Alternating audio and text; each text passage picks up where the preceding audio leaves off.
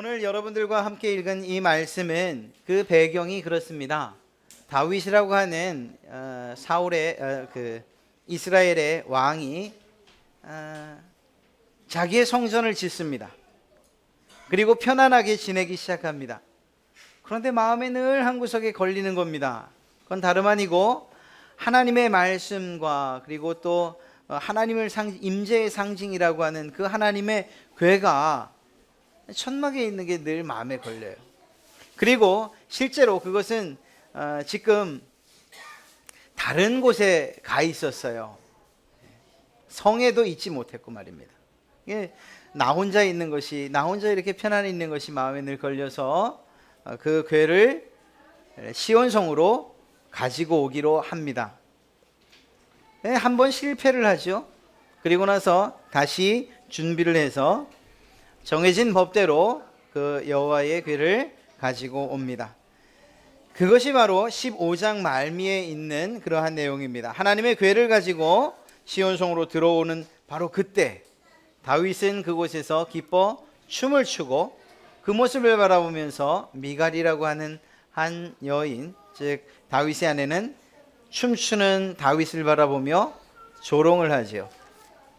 이 사건이 있고 나서 그리고 하나님 앞에 여호와께를 모시고 번제와 화목제를 드리며 하나님 앞에 예배하는, 그리고 7절부터 이어지는 다윗의 감사 기도가, 감사 찬양이 바로 오늘 16장의 내용입니다. 오늘 이곳에서는 다윗이 세 가지를 이야기를 하며 그의 백성들에게 권면을 하고 있어요. 여호와를 칭송하라, 여호와를 감사하라, 여호와를 찬양하라.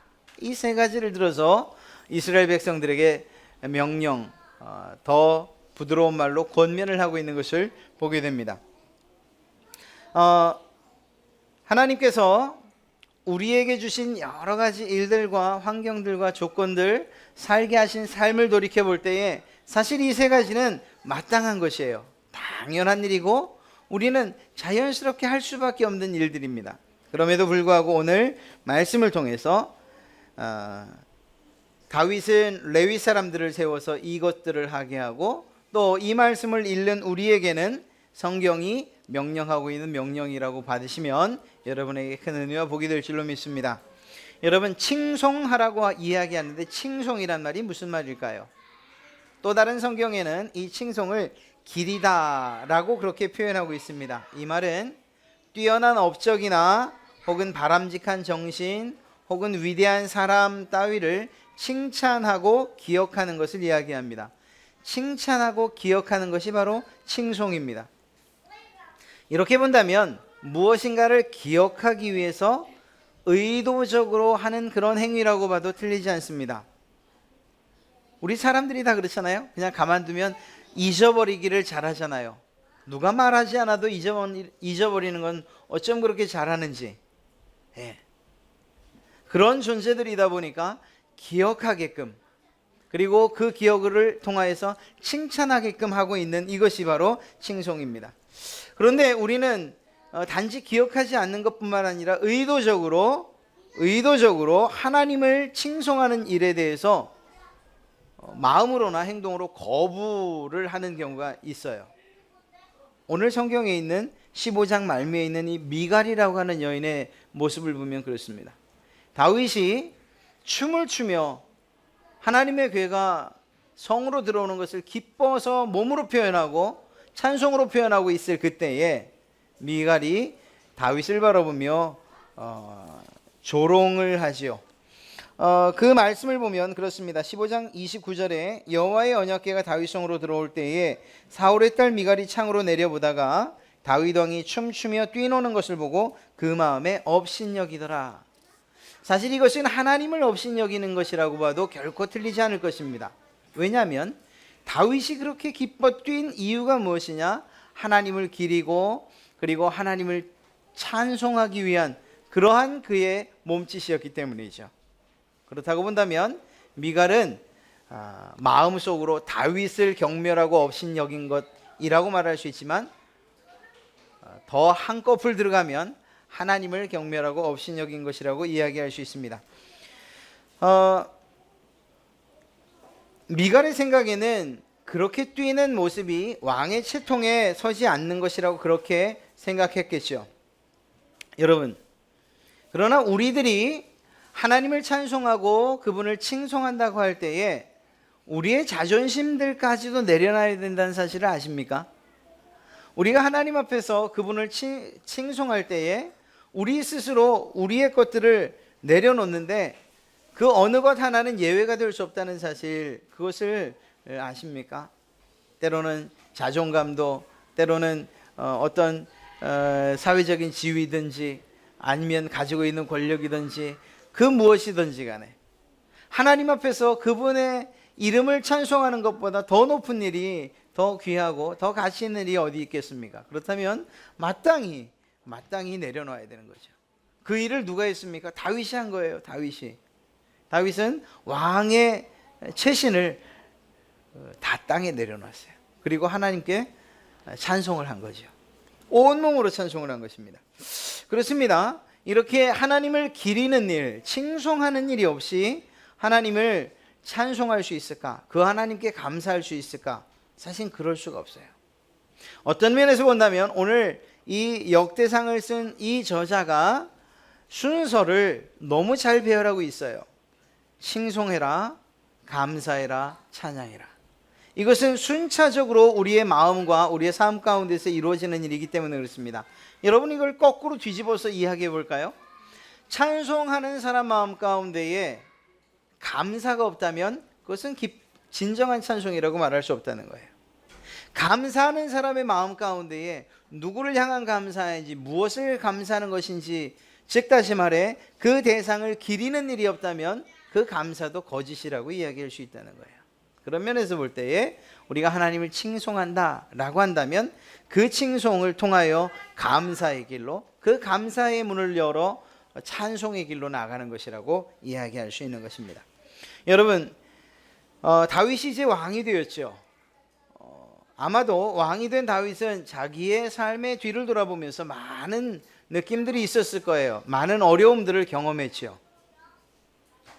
자기를 쫓아오던 사울왕과 그의 군대들, 죽음의 위기에서 정말 수없이 간을 졸이면서 그렇게 살아있던 시간들, 이러한 어려움과 위기 때마다 하나님께서 자신을 지켜주셨다는 이 사실을 잊을 수가 없었을 것입니다.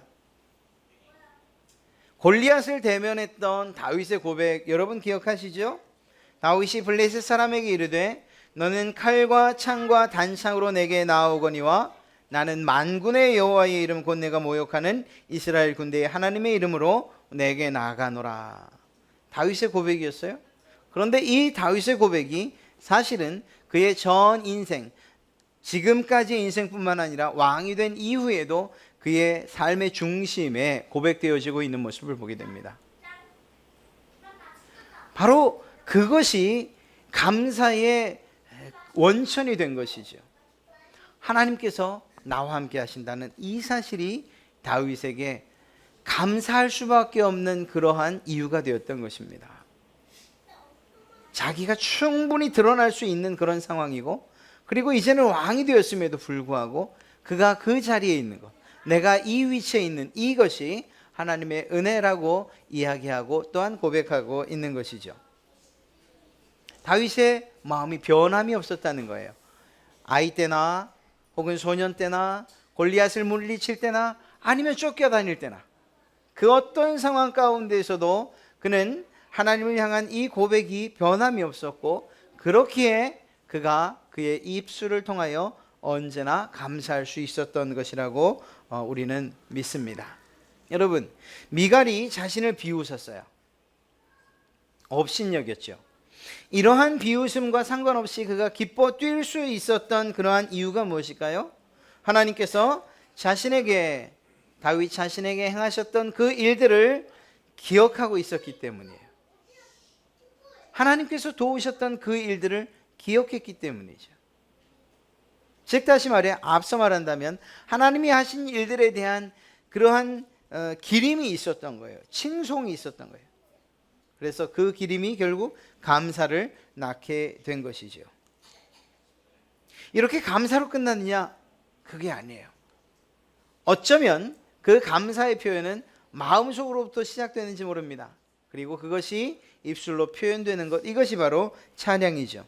하나님을 기리고 감사할 줄 아는 그런 사람들, 그들의 입을 통해 불려지는 것이 무엇이냐? 바로 찬양인 줄로 믿습니다. 하나님을 향한 찬양은 그저 아름다운 목소리, 또 분명한 음정, 곡조, 이런 것들로 완성되는 게 아니에요. 아무리 멋진 하모니를 자랑하는 정말 수없이 많은 최고급 오케스트라와 그리고 수백 명이 함께 부르는 그런 합창단, 그들이 불러 정말 영광 올려드린다고 하는 할렐루야를 부른다. 하나님 영광 받으십시오. 그 모습이 아무리 멋있고 그리고 또 감동이고 듣는 모든 사람들의 눈에서 눈물을 흘리게 한다 할지라도 그 안에 하나님에 대한 감사와 더 깊이 들어가 하나님을 기억하고 칭송하는 그러한 마음이 없이 목소리로만 부른다면 사람들은 감동받을지 모르지만 하나님은 그것을 기뻐 받으실 만한 찬양이라고 여기지 않을 것이 확실합니다. 이 이야기를 좀 바꿔 이야기하면 그렇습니다. 혹여 음정이 좀 틀려도, 가사도 조금 틀려도, 좀 부족하고 호흡이 딸려서 중간에 멈춰져도 그 누가 부리는, 아이가 부르든 어른이 부르든 연세 많은 어르신들이 부르든 그 찬양을 부르는 사람의 마음 속에 이 찬양을 받으실 하나님을 기리는 마음이 있고 그 기리는 마음이 하나님을 향한 감사로 이어지고 그리고 그 차오른 감사가 입술을 통해서 찬양으로 노래되어 나온다면 사람들은 아유 땡, 딩동댕도 아니고 땡, 음정이 틀렸어요, 박자가 틀렸어요, 호흡이 딸리네요, 가사도 틀렸네요, 혹시 그럴지 몰라도 하나님께서는 그 찬양을 가장 기뻐 받으실 만한 찬양으로 받으실 줄로 믿습니다. 이제 우리가 좀 이따 찬양 대회, 참 대회라고 이야기하기 참 뭐합니다만 솔직히 얘기하면 수준이 대회급은 아니잖아요. 마을 잔치, 교회 잔치, 찬양을 할 거예요. 찬양하실 때 여러분이 내가 1등을 해야지 원하시면 저에게 말씀하세요. 제가 1등 드릴게요. 제가 심사위원이니까. 그 1등, 2등의 문제가 아니고요. 정말 여기에서 1등 해서 2,000원짜리 받고 3등 해서 1,000원짜리 받는 이게 문제가 아니고요. 여러분이 부르는 그 찬송이 듣는 사람들의 마음에도 감동이지만 하늘에서 그 찬양을 들으시는 그 하나님께서 마음이 뭉클하고 그리고 정말 내가 정말 기뻐하는 찬양을 드리고 있구나라고 그렇게 여겨지기 원하신다면 오늘 다윗이 레위 사람들을 세워서 했던 이 일들, 즉 하나님을 칭송하게 했던 그 마음이 먼저 여러분에게 있기를 바랍니다. 여러분 찬송을 부르며 지금까지 지내온 것, 지난 한 해 하나님께서 지켜주셨던 그 일들이 마음속에 깊이 묵상되어지고 또 떠올라서 눈물이 쭈르르 그러며 부른다면 그 찬양이 마저 끝나기도 전에 이미 모든 사람들이 감동을 받고 또 기뻐하지 않겠습니까? 무엇으로부터 시작된 거죠? 하나님을 기억하는 것으로부터 시작된 거예요. 그런 마음으로 부르는데 감사 아닌 불평이 나오겠습니까? 그런 마음으로 부르는 찬양이야말로 가장 아름다운 찬양 아니겠습니까? 사랑하는 성도 여러분, 주님께 찬양 드리는 우리의 마음이 중요한 거예요. 그 마음을 가지고 하나님께서 기뻐하시는 마음을 가지고 찬양하시는 그런 여러분 되시기를 주님의 이름으로 축원합니다. 한 가지만 더 말씀드린다면 오늘 말씀을 보니까 모두가 나팔을 분 게 아니에요.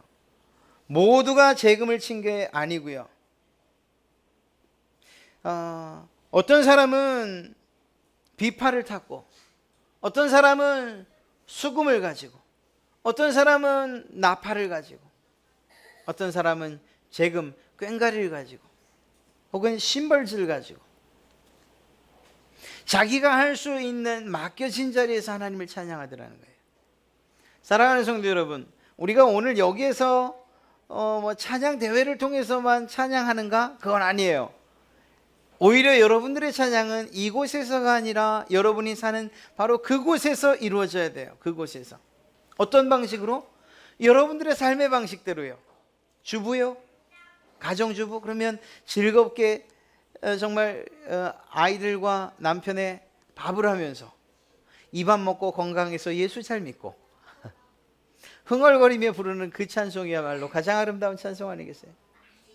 힘들고 어려운 직장 생활이지만 그러나 그곳에서 힘들고 어려울 때마다 흥얼거리는 찬송의 소리로서 그 모든 힘든 일들을 이겨낸다면 하나님이 그 찬송을 기뻐받지 않으시겠어요? 여러분, 모두가 재금으로 모두가 수금으로 드리는 찬송이 아니고 우리들의 각자 삶의 처지와 각자의 삶의 방식대로 그리고 있는 그곳에서 하나님이 찬송받으시기 원하신다는 것을 꼭 기억하시기 바랍니다. 여러분이 가진 것, 더 정확하게 말하면 하나님께서 여러분에게 주신 것으로 찬양하시는 그러한 여러분 되십시오. 그 찬양들이 모여져서 그래서 이렇게 예배하는 이 시간 여러분들의 삶의 자리에서 연주하던 그 찬양, 그 악기를 가지고 한 자리에 모여 우리가 예배하고 그리고 찬송할 때에 이 세상 그 어느 오케스트라보다 더 멋진 그러한 화음과 음정과 감동을 하나님께 올려드릴 수 있을 줄로 믿습니다. 오늘 하나님께 드리는 찬송이 우리에게도 기쁘고 즐거운 그리고 하나님께서도 기뻐하실 만한 그러한 찬양들이 되기를 주님의 이름으로 축원합니다.